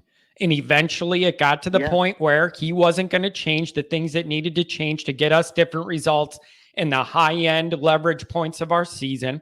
And then that happened year after year after year. And then everybody knew Brian Kelly did as much at Notre Dame as he was ever going to be able to do. Everybody knew it. Everybody needed a divorce. Everybody needed a healthy new start. Everybody got it. I'm happy. Kelly's happy. Let's see how it goes. Yeah. Do you believe Marcus, Coach Freeman, have the players as ready as they can be? I believe. Do you believe that? I believe that I would give Marcus Freeman 100% more benefit of the doubt to get this team mentally and emotionally prepared for this football war than I ever would any Brian Kelly team ever in his tenure at Notre Dame. Brian Kelly did not even know who he was. Therefore, it makes it impossible for him to genuinely motivate a group of men going into a football battle. And I'm glad it's not my problem. And I'm glad we have a guy here who lets emotion be a part of the game. That's where I'm at. Yes. No more business trips, John. The business trips are over. Thank God for that. How exciting is that? Thank God for that. Let these guys, let the emotion of college football be a part of the game. That's why people love college football compared to the NFL, is that different level of passion. And Kelly stomped it out. And I need that fire to come back to us. And I think Marcus has the personality to be able to do it. Now, will that all take shape week one? I don't know. But ultimately, that's where I see him getting this team mentally. Yes. Yeah. These are 20-year-old kids. Have you talked to a 20-year-old lately? Trust me, if you take emotions out of it, what's left? Yep. God-given ability, of course. But what's left? Why put the ability out? Put the ability out. I have been so irritated watching games with zero emotion on the sideline. Yep, that's over. And the other reason, this angle's nebulous, though. And the reason talking about this angle gets challenging for somebody like me is I can't measure this. There isn't a statistic for mental and emotional preparedness going into a big game. Like, nobody could measure that other than results if you just want to look at the numbers and then equate them. But talent goes into that and everything else. So I have a hard time with this because it's such a big deal to somebody like me, but I can't quantify it to make the argument. But I know it matters, but I can't put a number on how much. But I know that Notre Dame's been lacking this piece with Kelly. I'm 100% sure of that. This piece was never comfortably in place with him, and I need that to change. Yes. If you trust Marcus. I trust Marcus. I do. When Marcus embraced Lou, when he embraced Lou, that's all I needed to know. There you Lou go. gets it. Marcus gets it. Hey, Lou is the last one that reached the that's pinnacle of this job. That you should listen to him. He's the last one who reached the pinnacle, knowing what it's like here. I know it was a long time ago, but it's still very hard. So let me ask this. What do you feel most confident about? What are you most concerned about going into tomorrow night? I am most concerned about the machine of Ohio State, but I am also most confident about dealing with the machine of Ohio State. Because it is a machine, people get complacent in machines because you're just another.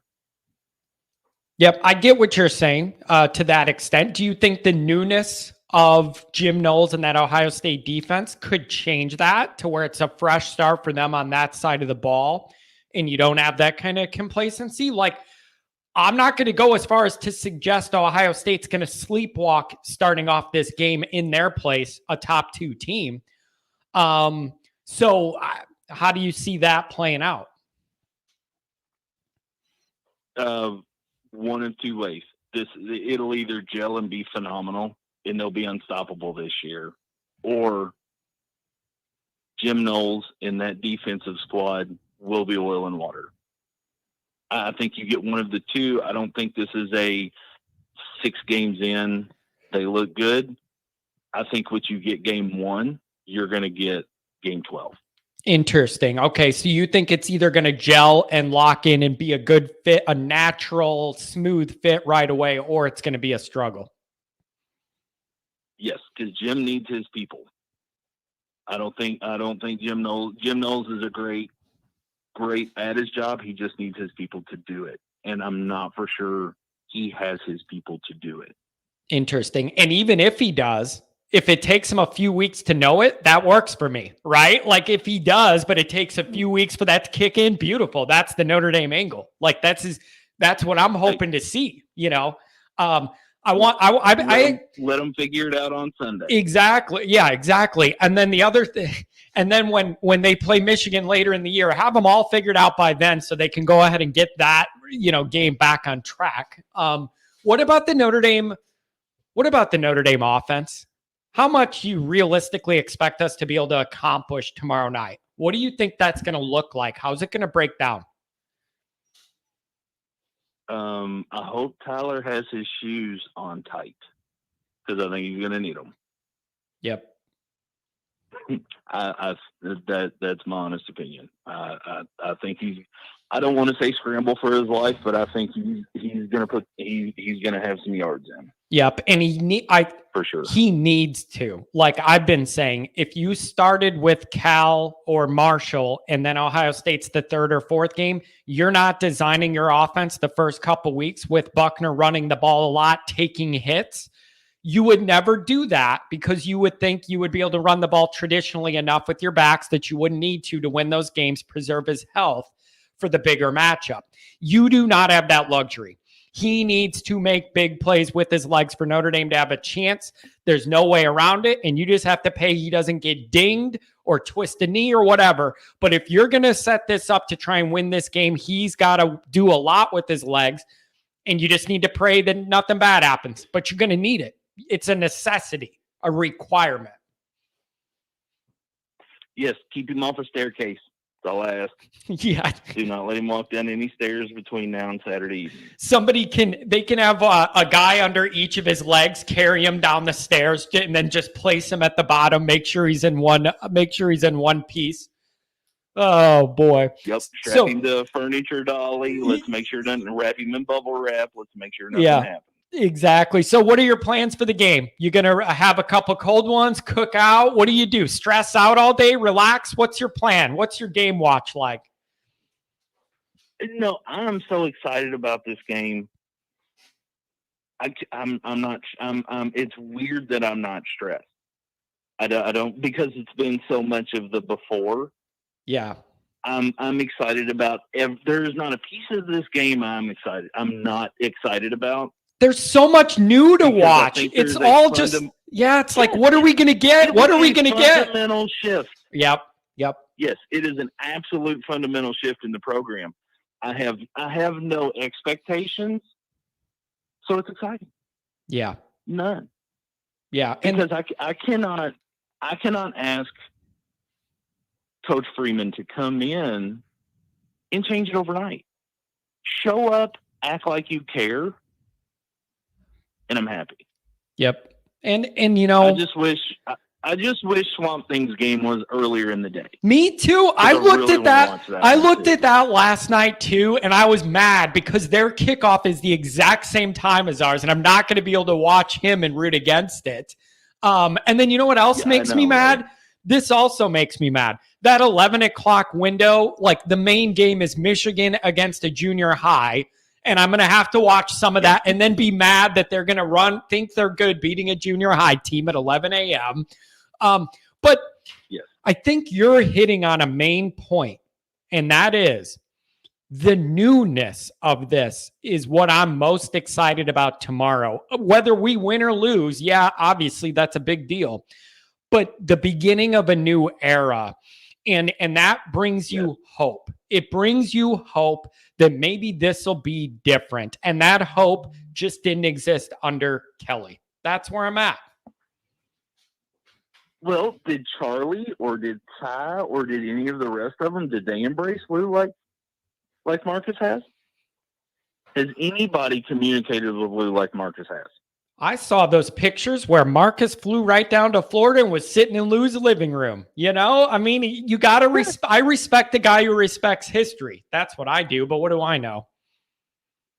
Yeah, like you said before, he gets it. And you just have to get it. Now, wait a second here. Your words. Now, wait a second. Wait. We're wrong. I got a text. That LSU game's on Sunday. That's not Saturday. Really? I just got a text. I just got a text from somebody watching who says, you better check that. I think that's Sunday. That is unbelievable if it's at the same time, but a different day. That's even better. So it will work out. Thank you, Tim. Tim just texted me that. Perfect. Thank you. Yeah. Absolutely. I saw the time and I wasn't even thinking Sunday. So that's beautiful. So I don't know, man. This new era brings me new hope. There is light at the end of the tunnel with Marcus Freeman that didn't exist under Kelly. And that gives me a new lease on life and a reason to care and a reason to invest that I didn't have the last few years under Kelly. Do you agree with that? That's where this all comes full circle to me. That is what's going on now is what we hoped for when we got him on property. Yep. That's it. We as a fan base have gotten everything we've wanted. Yep. Be happy about it. Don't be worried. I think the only people putting expectations on this is us. Yep. I think that's a good point. But really, what else could you ask for so far out of Marcus? Obviously, winning the bowl game. People are going to say that would have been nice. Obviously, getting out to that lead and losing it, sure. But everything else, as far as building the staff, recruiting overall, we do understand there are some challenges on the high-end elite recruiting side of this that need to be addressed and worked through and navigated through with a lot of different things. But overall, the talent level is increasing compared to before. It's all lining up. And tomorrow's the next big step in this journey. Yes. I wasn't even going to talk about recruiting, but how nice is it to have them? Even if you lose them, it's going to happen. How nice is it to just have them? Yep. And so to know. We got a lot of new, my friend, a lot of new. And I'm excited. It gives me a renewed hope that this can get somewhere where we haven't had it in a very long time. So thanks for the call, my friend. Enjoy the ball game.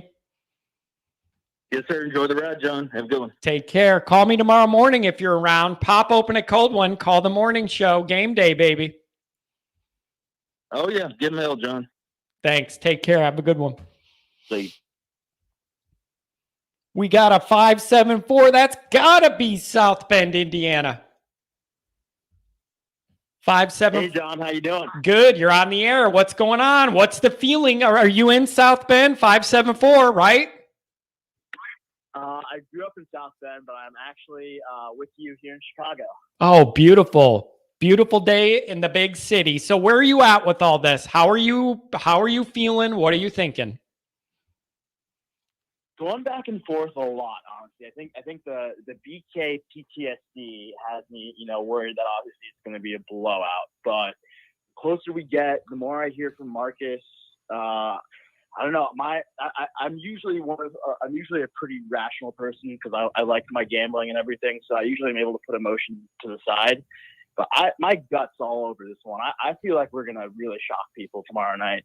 Can you imagine what this would do to the beginning of the Freeman era and Notre Dame's profile nationally and the perception of Notre Dame nationally if they were able to somehow do this with a new coach year one?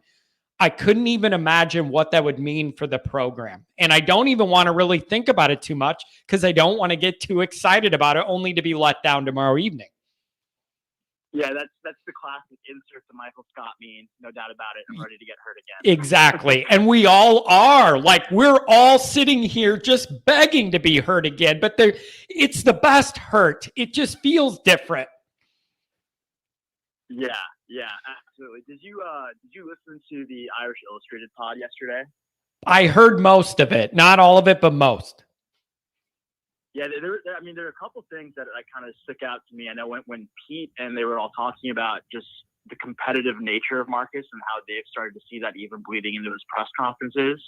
And then even when I was watching, Marcus's first press conference of fall, and then there was a couple clips from like behind the scenes. If we lose tomorrow, it won't be for a lack of preparation and a lack of motivation. That's all I have to say. It'll just simply be because Ohio State was better. Yeah, but you're bringing up a good point though, because this game is specific to year one, week one for Marcus. And I'm looking for him to control what he can control. He cannot control multiple ineffective years of proper wide receiver depth, recruiting, and development. He can't fix that in one offseason. What he can control is the proper mindset to get ready to go to football war. And that is something the other guy never was able to do to my liking. And I never thought he did a naturally good job at it. And I need to see that to change tomorrow night. Marcus can control that. Enable your veteran leadership to let emotion be a part of tomorrow night. And I want to see it. I want to see on my TV, this looks and feels different. I need to see it. Absolutely. And I was talking about this with one of my buddies, and shout out to my buddy David, since he also listens to this show a lot. But one of the things that we were talking about is like, if this was BK, we would have had the press conference on Monday and been like, well, we're treating this like any other game. And I can already imagine you blowing it past it, being like, well, you have full all fall camp to get ready for this game. Why are you only spending a week on game prep? And I'm sure as you've seen, scout team started wearing Ohio State numbers 2 weeks ago. They've been preparing for this game for at least 2 weeks. They're treating it like a bye, like you had a bye game, like a bye week coming into it. It makes no sense that BK never did that. Obviously, Marcus has got the team prepped with all the crowd noise he's been pumping in. And then even there was a couple comments he made during that first practice that he got, I know, irritated with some of the offensive linemen for not being full go.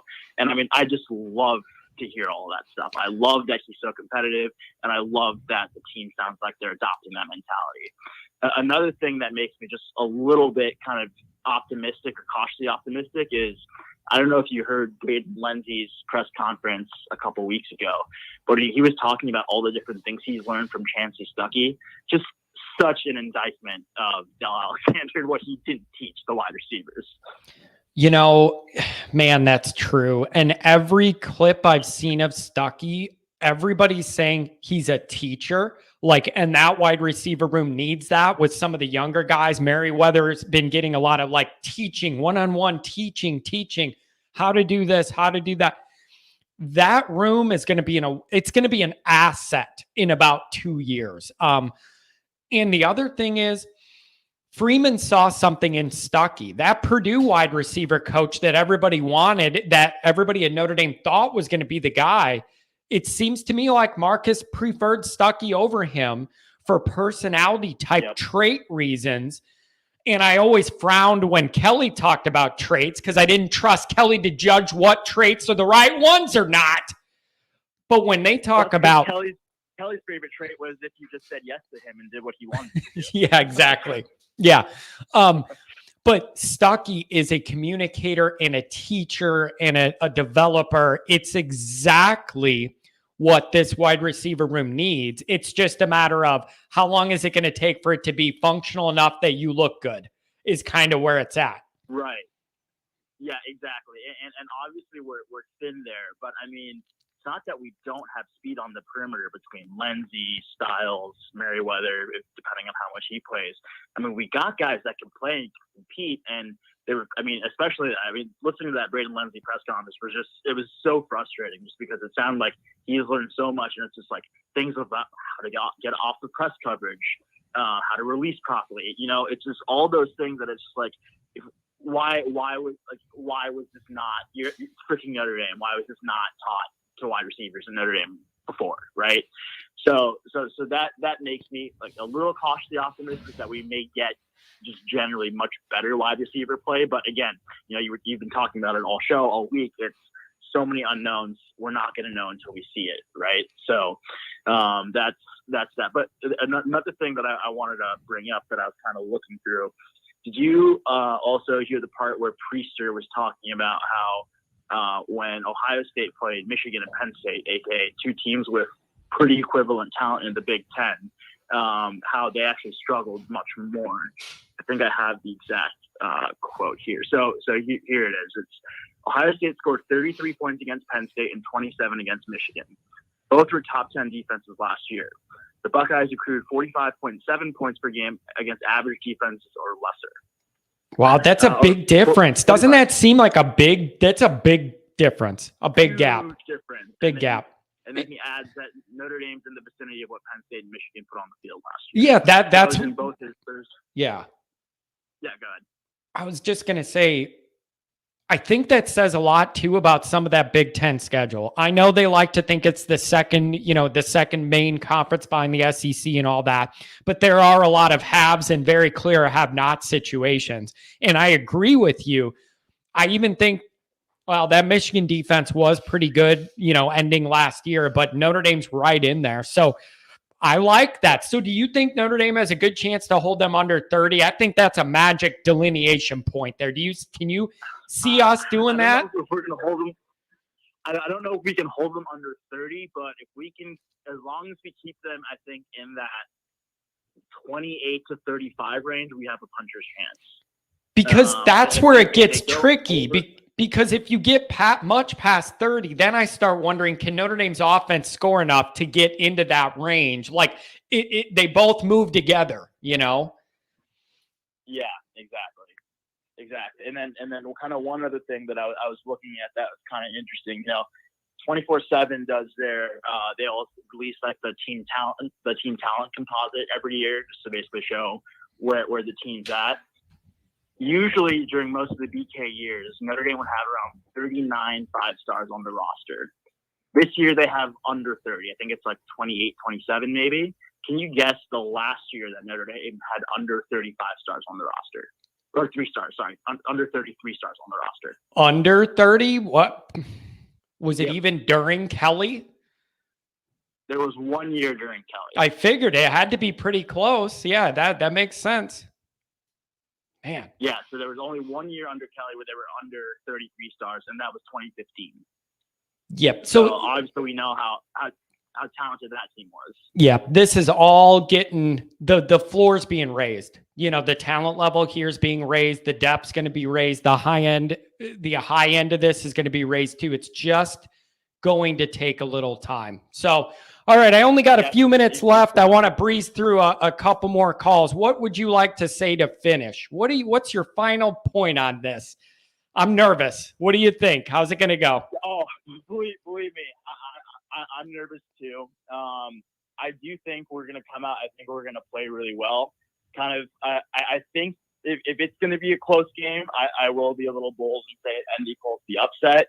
Kind of the only two ways I really see this go in my mind is a close Indy upset, or it's what we're used to in Ohio State pulls away. Man, winning by 14. I really hope we see something different. Even if it's not a win, if we see enough different, that'll be encouraging. So enjoy the game, my friend. Thanks for the call. Very good points. Call again. Absolutely. You too. Take care, John. Have a good one. Bye.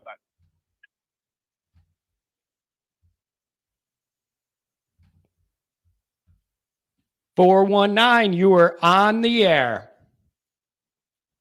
John, what's going on? Just want to start off by saying, big fan of the show. You know, I live out in Toledo, Ohio. Unfortunately, it's big Buckeye country out here. So, you know, I'm kind of outnumbered aside from my family and, you know, a good chunk of my friends. But, yeah, just thanks for having me on the show. No problem at all. So how is the vibe when you're a Notre Dame person? And there are a lot of us. There are a lot of Notre Dame fans in that area. What's the vibe? Are you taking a lot of crap at work or out at the golf course? Or are they giving you a hard time? Or how's it going for you? All the above. All the above. I mean, like I said, a good chunk of my friends and most of the people in Toledo are nothing but Buckeye fans. I mean, you got, you know, a good chunk of Michigan fans as well. Cause like, you know, we're right in the middle. You know, Columbus is about 2.5 to 3 hours from Toledo. And then South Bend from here is about 2.5. You know, Ann Arbor's a little over an hour, but it's mostly, yeah, you know, I mean, I can tell you this, you definitely would not catch me in a local bar watching Notre Dame around here. I figured. Sure. I wouldn't even want to. I wouldn't even want to because all those people would be annoying. I wouldn't even want to do that. Oh my gosh. So are they all telling you your circle of Ohio State people? Are they saying you were just going to kill you, mop the floor with you, or any of them legitimately nervous? What's the dynamic? It is so funny because except one of our closer buddies, all the Ohio State fans that I'm friends with, this is just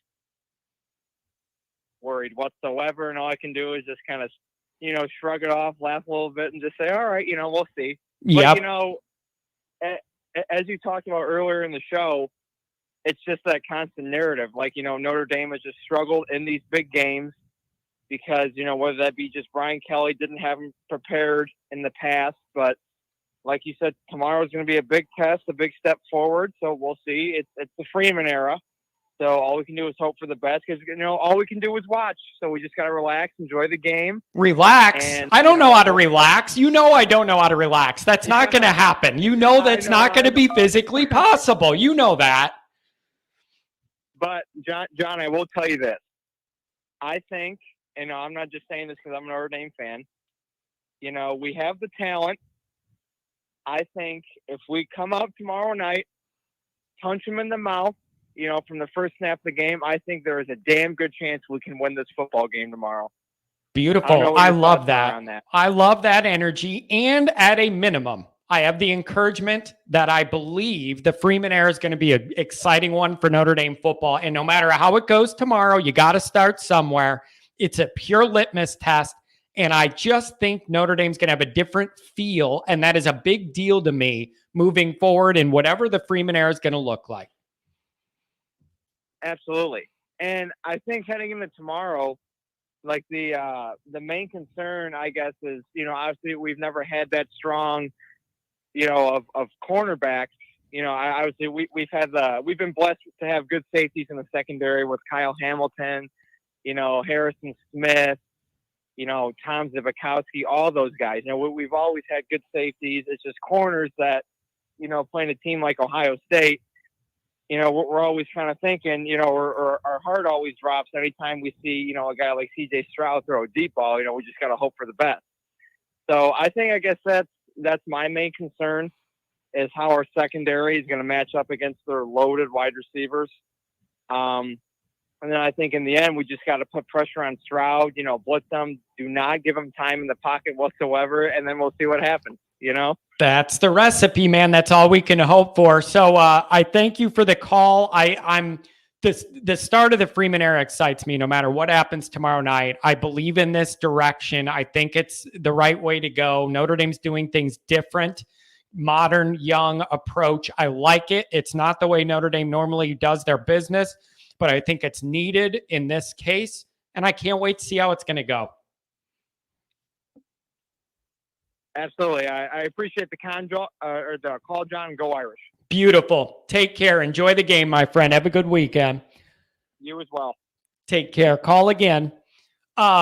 Okay, so we got $5 from Christopher Morgan here on the Super Chat, and I appreciate it. Wanted to say hello before I catch my 2:55 flight to Columbus and go to the game tomorrow. Christopher, root on Marcus Freeman and the boys. Keep your head on the swivel and be safe out there. And then what else did we have here? Sean says, I'm in the marching band at ND, so I get the privilege to witness this extremely hostile environment tomorrow. Let's hope I make it out of the shoe alive. I think you'll make it out alive. But wait a second, though. Here's my question. Did I not read a tweet? Sean, if you're still in here, respond to this. Did I not read a tweet where the band isn't playing or performing at Ohio State because they wanted to charge Ohio State wanted to charge each Notre Dame band member $160 to be there or be able to do?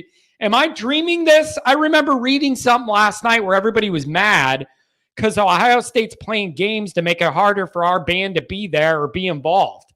I don't think I'm dreaming that. I think I saw that. Am I wrong? I seem to remember that being a thing. Mike Norris, ND loses to Ohio State, Clemson, and USC 9-3 in the Citrus Bowl. Here's the issue with that. The issue with that is 9-3. Okay, so that means Clemson and Ohio State, two teams you could argue have more talent than Notre Dame. The USC one's going to hurt. That's going to hurt. You can't let that happen year one, Lincoln Riley being there. You let that rivalry flip. You can't do that. That's inexcusable. You absolutely cannot do that. You just can't. You cannot let that rivalry flip year one when they're running out a 7-on-7 team that still doesn't have proper line play. And you're going to lose to them year one? You cannot let that happen. Like Ohio State and Clemson, I get it. They both are established as elite programs and probably have more overall talent on the roster. USC's not in that position. You can't lose that damn game. You just can't. I'm sorry. You can't. Let's see. Hope you guys can win 10 games. I mean, listen, Notre Dame has gone 5 years winning 10 or more. At a minimum, I think even with the new coach and the roster being turned over and all that, you would hope you could do that again. And even then, people are going to be mad if it's 10-2, but you're losing the two teams that everybody picked you to lose to. That seems very Brian Kelly-ish, and it is, but there's light at the end of this tunnel that wasn't there before. So, all right, folks, that's going to be it for this episode. I appreciate all the interaction, all the super chats, all the calls. I'm starting to get a better feel for how to move the phone calls along to where people aren't waiting and never getting on. That's a moving equation. It's hard doing the talking and the sound, making sure that's okay, and managing the call screener. I'm getting better at it, so have some patience. I'm not trying to leave anybody out. Now, tomorrow, Saturday startup, baby, 9 to 11, and John might replace that coffee with a Guinness for that one. Tomorrow, 9 a.m., why watch BSPN Game Day when you can call this show and we could talk about what you care about. What you care about with somebody you know also cares. Do that. Do that. 9 to 11 tomorrow morning, the Saturday startup. Thanks, everybody, for being here. Enjoy your Friday and go Irish.